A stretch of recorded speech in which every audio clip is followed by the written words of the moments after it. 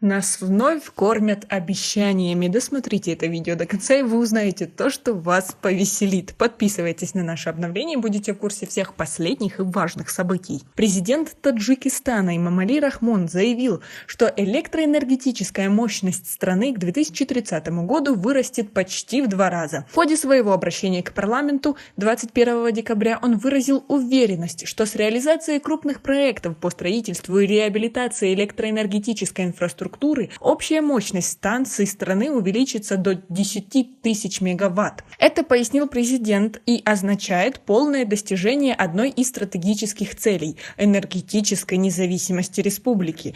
Последующие 5 лет глава государства объявил периодом индустриализации. Рахмон обещал до 2026 года вдвое увеличить доходы населения, но каким образом не уточнил. Президент добавил, что правительство Таджикистана с учетом изменения климата и необходимости развития зеленой энергетики должно до конца 2022 года принять стратегию развития зеленой энергетики, обеспечивая современную реализацию его пунктов. Но примерно это будет к 2030 году. Как вы относитесь к такой ситуации, что, возможно, к 2030 году у нас не будет энерголимитов? Свои ответы напишите нам, пожалуйста, в комментарии.